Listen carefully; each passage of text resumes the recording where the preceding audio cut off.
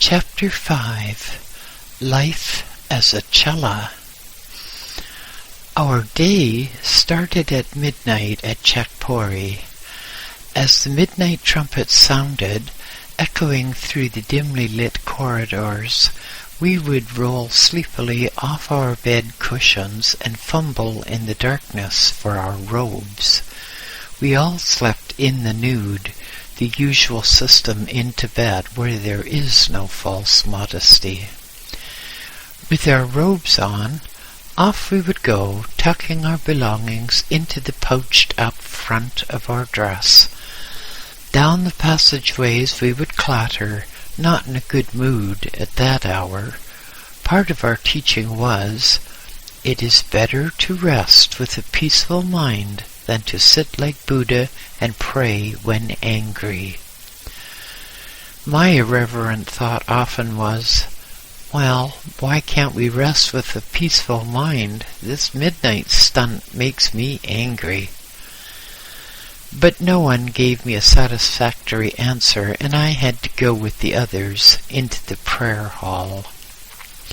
Here the innumerable butter lamps struggled to shed their rays of light through the drifting clouds of incense smoke.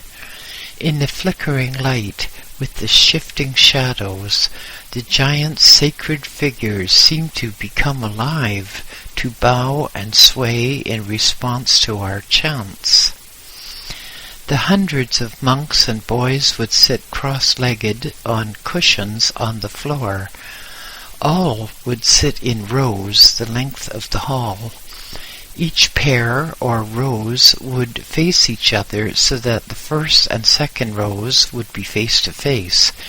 The second and third would be back to back, and so on. We would have our chants and sacred songs, which employ special tonal scales, because in the East it is realized that sounds have power. Just as a musical note can shatter a glass, so can a combination of notes build up metaphysical power. There would also be readings from the Kang-Yer. It was a most impressive sight to see these hundreds of men in blood-red robes and golden stoles, swaying and chanting in unison, with the silver tinkle of little bells and the throbbing of drums. Blue clouds of incense smoke coiled and wreathed about the knees of the gods, and every so often it seemed, in the uncertain light, that one or other of the figures was gazing straight at us. The service would last about an hour, and then we would return to our sleeping cushions until 4 a.m. Another service would start at about 4:15. At 5 we would have our first meal of sampa and buttered tea. Even at this meal, the reader would be droning out his words, and the disciplinarian would be watchful at his side. At this meal, any special orders or information would be given. It might be that something was wanted from Lhasa, and then at the breakfast meal the names of the monks would be called, those who were going to take or collect the goods. They would also be given special dispensation to be away from the lamasery for such and such a time, and to miss a certain number of services. At 6 o'clock we would be assembled in our classrooms, ready for the first sessions of our studies. The second of our Tibetan laws was, you shall perform religious observances and study. In my 7-year-old ignorance, I could not understand why we had to obey that law, when the fifth law, you shall honor your elders and those of high birth, was flaunted and broken. All my experience had led me to believe that there was something shameful in being of high birth. Certainly I had been victimized for it. It did not occur to me then that it was not the rank of birth that matters, but the character of the person concerned. We attended another service at 9 in the morning, interrupting our studies for about 40 minutes. Quite a welcome break sometimes, but we had to be in class again by 9:45. A different subject was started then, and we had to work at it until 1 o'clock. Still, we were not free to eat. A half-hour service came first, and then we had our buttered tea and sampa. 1 hour of manual labor followed to give us exercise and to teach us humility. I seemed more often than not to collect the messiest of the most unpleasant type of job. 3 o'clock saw us trooping off for an hour of enforced rest. We were not allowed to talk or move, but just to lie still. This was not a popular time because the hour was too short for a sleep, but too long to stay idle. We could think of much better things to do. At 4, after this rest, we returned to our studies. This was the dread period of the day. 5 hours without a break. 5 hours when we could not leave the room for anything without incurring the severest penalties. Our teachers were quite free with their stout canes, and some of them tackled the punishment of offenders with real enthusiasm. Only the badly pressed or most foolhardy pupils asked to be excused when punishment on one's return was inevitable. Our release came at 9 o'clock, when we had the last meal of the day. Again, this was buttered tea and sampa. Sometimes, only sometimes, we had vegetables. Usually that meant sliced turnips or some very small beans. They were raw, but to hungry boys they were very acceptable. On one unforgettable occasion, when I was 8, we had some pickled walnuts. I was particularly fond of them, having had them often at home. Now, foolishly, I tried to work an exchange with another boy. He to have my spare robe in exchange for his pickled walnuts. The disciplinarian heard, and I was called to the middle of the hall and made to confess my sin. As a punishment for greediness, I had to remain without food or drink for 24 hours. My spare robe was taken from me, as it was said that I had no use for it, having been willing to barter it for that which was not essential. At 9:30 we went to our sleeping cushions. Bed to us. No one was late for bed. I thought the long hours would kill me. I thought that I should drop dead at any moment, or that I would fall asleep and never awaken again. At first I and the other new boys used to hide in corners for a good doze. After quite a short time, I became used to the long hours and took no notice at all of the length of the day.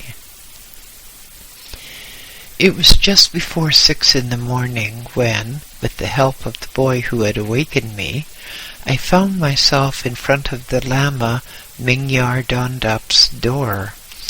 Although I had not knocked, he called for me to enter. His room was a very pleasant one, and there were wonderful paintings on the wall, some of them actually painted on the walls, and others painted on silk and hanging. A few small statuettes were on low tables. They were of gods and goddesses, and were made of jade, gold, and cloisonné. A large wheel of life also hung upon the wall. The Lama was sitting in the lotus attitude on his cushion, and before him, on a low table, he had a number of books, one of which he was studying as I entered. "Sit here with me, Lobsang. We have a lot of things to discuss together. But first, an important question to a growing man. Have you had enough to eat and drink?" I assured him that I had. "The Lord Abbot has said that we can work together. We have traced your previous incarnation, and it was a good one. Now we want to redevelop certain powers and abilities you then had. In the space of a very few years, we want you to have more knowledge than a Lama has in a very long life." He paused and looked at me long and hard. His eyes were very piercing. "All men must be free to choose their own path," he continued. "Your way will be hard for 40 years if you take the right path, but it will lead to great benefits in the next life. The wrong path now will give you comforts, softness, and riches in this life, but you will not develop. You and you alone can choose." He stopped and looked at me. "Sir," I replied, "my father told me that if I failed at the lamasery, I was not to return home. How then would I have softness and comfort if I had no home to which to return? And who would show me the right path if I choose it?" He smiled at me and answered, "Have you already forgotten? We have traced your previous incarnation. If you choose the wrong path, the path of softness, you will be installed in the lamasery as a living incarnation, and in a very few years you will be an abbot in charge. Your father would not call that failure." Something in the way he spoke made me ask a further question. "Would you consider it a failure?" "Yes," he replied. "Knowing what I know, I would call it a failure." "And who will show me the way?" "I will be your guide if you take the right path, but you are the one to choose. No one can influence your decision." I looked at him, stared at him, and liked what I saw. A big man with keen black eyes, a broad open face, and a high forehead. Yes, I liked what I saw. Although only 7 years of age, I had had a hard life and met many people, and really could judge if a man was good. "Sir," I said, "I would like to be your pupil and take the right path," I added somewhat ruefully, I suppose. "But I still don't like hard work." He laughed, and his laugh was deep and warming. "Lobsang, Lobsang, none of us really like hard work, but few of us are truthful enough to admit it." He looked through his papers. "We shall need to do a little operation to your head soon to force clairvoyance, and then we will speed your studies hypnotically. We are going to take you far in metaphysics as well as in medicine." I felt a bit gloomy. More hard work. It seemed to me that I had had to work hard all my 7 years, and there seemed to be little play or kite flying. The Lama seemed to know my thoughts. "Oh yes, young man, there will be much kite flying later, the real thing, man-lifters. But first, we must map out how best to arrange these studies. He turned to his papers and riffled through them. Let me see, 9 o'clock until 1. Yes, that will do for a start. Come here every day at 9 instead of attending service, and we will see what interesting things we can discuss. Starting from tomorrow, have you any message for your father and mother? I'm seeing them today, giving them your pigtail. I was quite overcome. When a boy was accepted by a lamasery, his pigtail was cut off and his head shaved. The pigtail would be sent to the parents, carried by a small acolyte as a symbol that their son had been accepted.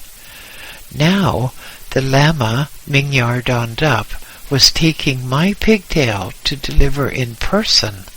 That meant he had accepted me as his own personal charge, as his spiritual son. This lama was a very important man, a very clever man, one who had a most enviable reputation throughout Tibet. I knew that I could not fail under such a man. That morning, back in the classroom, I was a most inattentive pupil. My thoughts were elsewhere, and the teacher had ample time and opportunity to satisfy his joy in punishing at least one small boy. It all seemed very hard, the severity of the teachers, but then I consoled myself. That is why I came, to learn. That is why I reincarnated, although then I did not remember what it was that I had to relearn. We firmly believe in reincarnation in Tibet. We believe that when one reaches a certain advanced stage of evolution, one can choose to go on to another plane of existence or return to Earth to learn something more or to help others.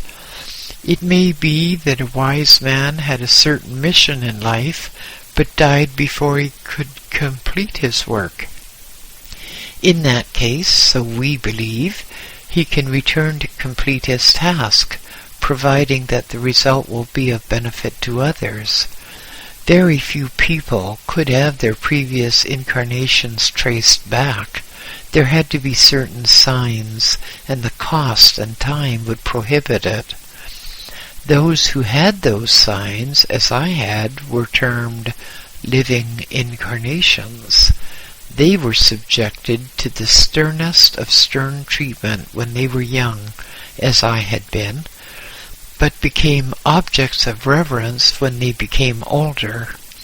In my case, I was going to have special treatment to force-feed my occult knowledge. Why, I did not know then. A rain of blows on my shoulders brought me back to the reality of the classroom with a violent jerk. Fool, dolt, imbecile, have the mind demons penetrated your thick skull? It is more than I could do. You are fortunate that it is now time to attend service. With that remark, the enraged teacher gave me a final hearty blow for good measure and stalked out of the room. The boy next to me said, "Don't forget, it's our turn to work in the kitchen this afternoon. Hope we will get a chance to fill our Zampa bags." Kitchen work was hard. The regulars there used to treat us boys as slaves. There was no hour of rest for us after kitchen hour. 2 solid hours of hard labor, then straight to the classroom again. Sometimes we would be kept later in the kitchens and so be late for class. A fuming teacher would be waiting for us and would lay about him with his stick without giving us any opportunity of explaining the reason. My first day of work in the kitchen was nearly my last. We trooped reluctantly along the stone-flagged corridors towards the kitchens. At the door we were met by an angry monk.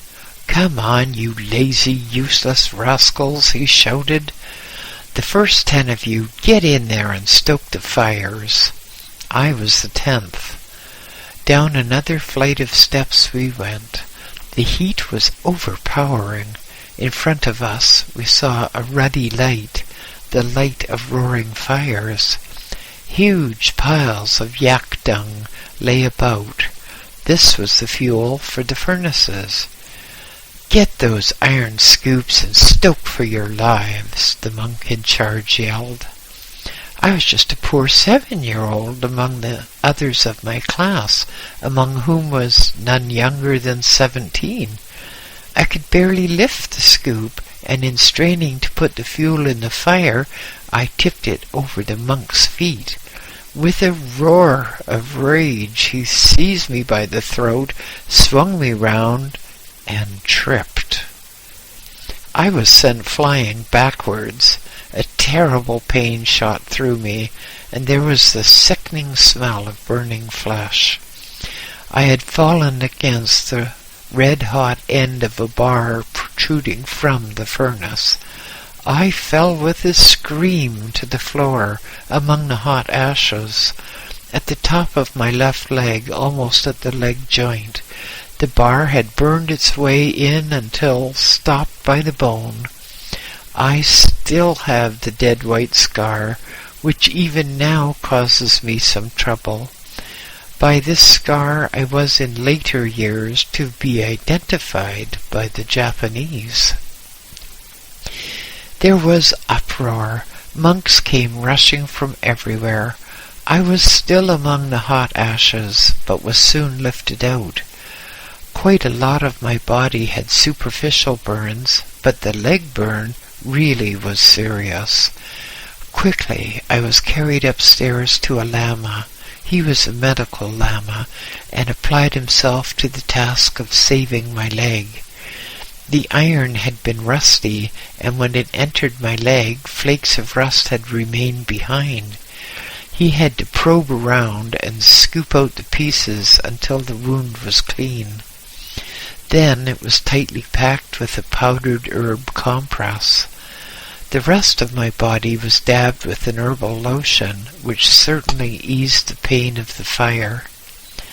My leg was throbbing, and I was sure that I would never walk again. When he had finished, the lama called a monk to carry me to a small side room, where I was put to bed on cushions. An old monk came in and sat on the floor beside me and started muttering prayers over me. I thought to myself that it was a fine thing to offer prayers for my safety after the accident had happened. I also decided to lead a good life, as I now had personal experience of what it felt like when the fire devils tormented me. I thought of a picture I had seen in which a devil was prodding an unfortunate victim in much the same place as I had been burned. It may be thought that monks were terrible people. Not at all what one would expect. But monks, what does it mean? We understand that word as anyone, male, living in the monastic service. Not necessarily a religious person. In Tibet, almost anyone can become a monk. Often a boy is sent to be a monk without having any choice at all in the matter. Or a man may decide that he's had enough of sheep herding and wants to be sure of a roof over his head when the temperature is 40 below zero. He becomes a monk not through religious convictions, but for his own creature comfort. The lamasery had monks as their domestic staff, as their builders, laborers, and scavengers. In other parts of the world they would be termed servants or the equivalent. Most of them had had a hard time. Life at 12 to 20,000 feet can be difficult, and often they were hard on us boys just for sheer want of thought or feeling. To us, the term monk was synonymous with man. We named the members of the priesthood quite differently. A chela was a boy pupil, a novice, or an acolyte. Nearest to what the average man means by monk is trapa. He is the most numerous of those in a lamasery. Then we come to that most abused term, lama. If the trapas are the non-commissioned soldiers, then the lama is the commissioned officer. Judging by the way most people in the West talk or write, there are more officers than men. Lamas are masters, gurus as we term them. The Lama Mingyar Dondap was going to be my guru and I his chela. After the Lamas there were the abbots. Not all of them were in charge of lamaseries. Many were engaged in the general duties of senior administration or traveling from lamasery to lamasery. In some instances, a particular lama could be of higher status than an abbot. It depended upon what he was doing. Those who were living incarnations, such as I had been proved, could be made abbots at the age of 14. It depended upon whether they could pass the severe examinations. These groups were strict and stern, but they were not cruel. They were at all times just. A further example of monks can be seen in the term police monks. Their sole purpose was to keep order. They were not concerned with the temple ceremonial, except that they had to be present to make sure that everything was orderly. The police monks were often cruel, and as stated, so were the domestic staff. One could not condemn a bishop because his undergardener misbehaved, nor expect the undergardener to be a saint just because he worked for a bishop. In the lamasery we had a prison, not by any means a pleasant place to be, but the characters of those who were consigned to it were not pleasant either. My solitary experience of it was when I had to treat a prisoner who had been taken ill. It was when I was almost ready to leave the lamasery that I was called to the prison cell. Out in the back courtyard there were a number of circular parapets about 3 feet high. The massive stones forming them were as wide as they were high. Covering the tops were stone bars, each as thick as a man's thigh. They covered a circular opening about 9 feet across. 4 police monks grasped the center bar and dragged it aside. One stooped and picked up a yak hair rope, at the end of which there was a flimsy-looking loop. I looked on unhappily. Trust myself to that? Now, Honorable Medical Lama, if you will step here and put your foot in this, we will lower you, said the man. Gloomily I complied. You will want a light, sir, the police monk said, and passed me a flaring torch made of yarn soaked in butter. My gloom increased. I had to hold on to the rope, hold on to the torch, and avoid setting myself on fire or burning through the thin little rope which so dubiously supported me. But down I went, 25 or 30 feet, down between walls glistening with water, down to the filthy stone floor. By the light of the torch I saw an evil-looking wretch crouched against the wall. Just one look was enough. There was no aura around him, so no life. I said a prayer for the soul wandering between the planes of existence, and closed the wild, staring eyes, then called to be pulled up. My work was finished now. The body breakers would take over. I asked what had been his crime, and was told that he had been a wandering beggar who had come to the lamasery for food and shelter, and then, in the night, killed a monk for his few possessions. He had been overtaken while escaping and brought back to the scene of his crimes.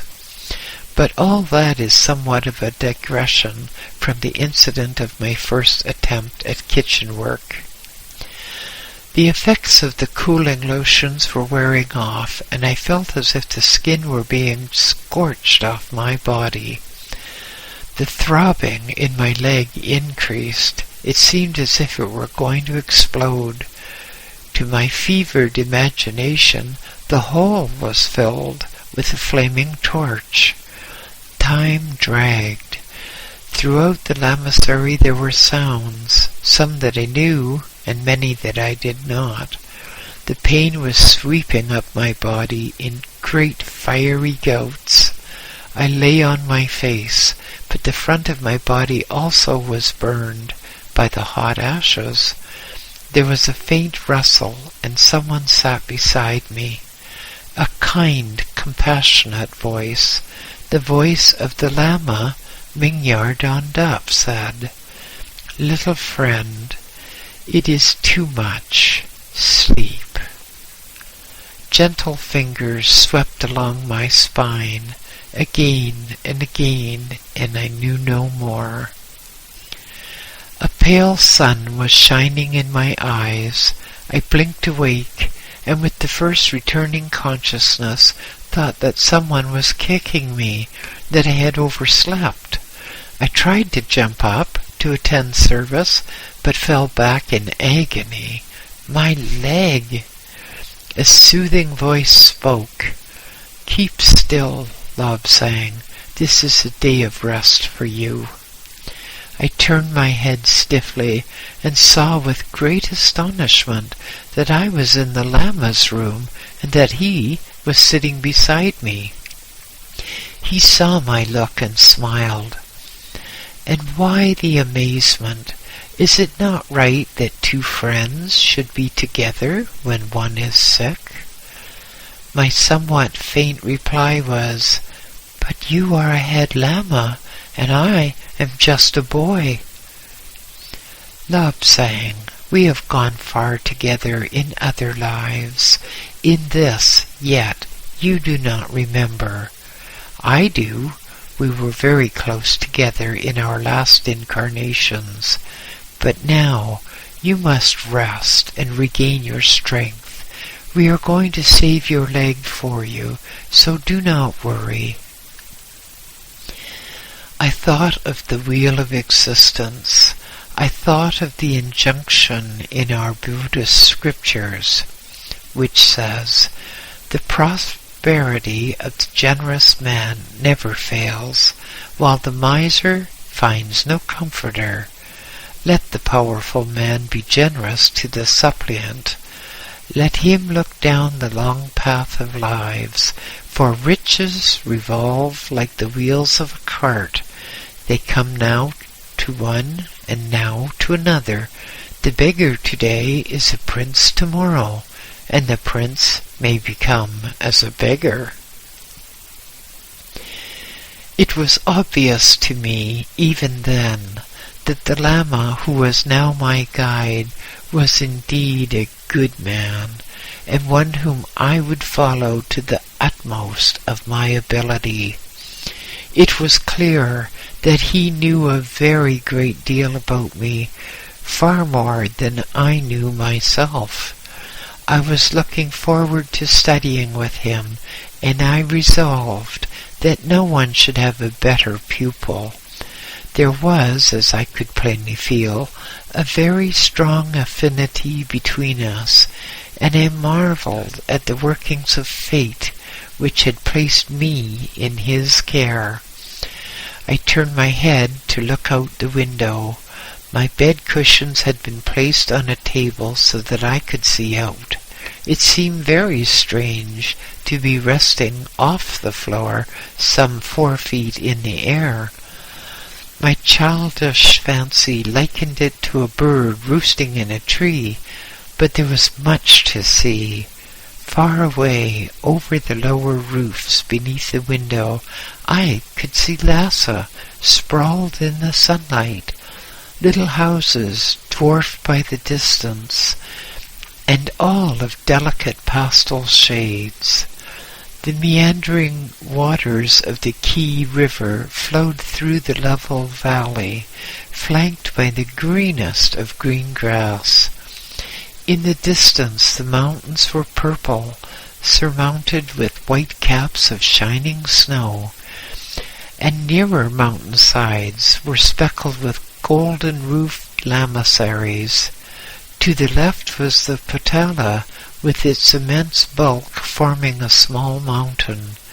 Slightly to the right of us was a small wood from which peeped temples and colleges.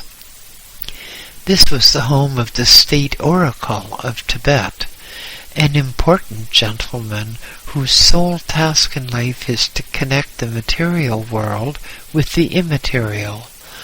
Below in the forecourt, monks of all ranks were passing to and fro. Some wore a somber brown robe. These were the worker monks. A small group of boys were wearing white, student monks from some distant lamasery. Higher ranks were there too, those in blood red and those with purple robes. These latter often had golden stoles upon them, indicating that they were connected with the higher administration. A number were on horses or ponies. The laity rode colored animals, while the priests used only white. But all of this was taking me away from the immediate present. I was more concerned now about getting better and being able to move around again. After 3 days, it was thought better for me to get up and move around. My leg was very stiff and shockingly painful. The whole area was inflamed, and there was much discharge, caused by the particles of iron rust, which had not been removed. As I could not walk unaided, a crutch was made, and I hopped around on this with some resemblance to a wounded bird. My body still had a large number of burns and blisters from the hot ashes, but the whole lot together was not as painful as my leg. Sitting was impossible. I had to lie on my right side or on my face. Obviously, I could not attend services or the classrooms, so my guide, the Lama Mingyar Dondap, taught me almost full time. He expressed himself as well satisfied with the amount I had learned in my few years, but said, "A lot of this you have unconsciously remembered from your last incarnation." End of chapter 5.